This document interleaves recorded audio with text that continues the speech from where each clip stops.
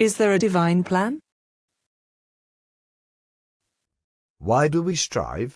And what are we striving after? What would happen if we did not strive? Would we stagnate and decay? What is this constant striving to be something? What does this strife, this effort, indicate? And does understanding come through effort, through striving? One is constantly striving to become better, to change oneself, to fit oneself to a certain pattern, to become something, from the clerk to the manager, from the manager to the divine. And does this striving bring understanding? I think the question of effort should really be understood. What is it that is making the effort, and what do we mean by the will to be? We make an effort, do we not? In order to achieve a result, in order to become better, in order to be more virtuous, or less of something else. There is this constant battle going on in us between positive and negative desires, one superseding the other, one desire controlling the other, only we call it the higher and the lower self. But, obviously, it is still desire. You can place it at any level, and give it a different name, it is still desire, a craving to be something. There is also the constant strife within oneself and with others, with society. Now, does this conflict of desires bring understanding? Does the conflict of opposites, the want and the non-want, bring clarification?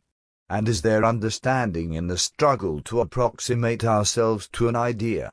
So, the problem is not the strife, the struggle, or what would happen if we did not struggle, if we did not make an effort, if we did not strive to be something, psychologically as well as outwardly. The problem is, how does understanding come into being?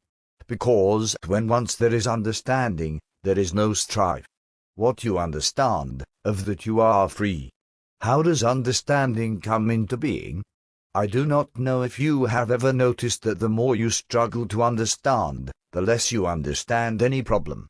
But the moment you cease to struggle and let the problem tell you the whole story, give all its significance, then there is understanding, which means, obviously, that to understand, the mind must be quiet. The mind must be choicelessly, passively, aware, and in that state, there is understanding of the many problems of our life. The questioner wants to know if there is, or if there is not, a divine plan. I do not know what you mean by a divine plan. But we do know, do we not? That we are in sorrow, that we are in confusion, that confusion and sorrow are ever on the increase, socially, psychologically, individually and collectively. It is what we have made of this world. Whether there is a divine plan or not is not important at all. But what is important is to understand the confusion in which we live, outwardly as well as inwardly. And to understand that confusion, we must begin, obviously, with ourselves, because we are confusion. It is we who have produced this outward confusion in the world.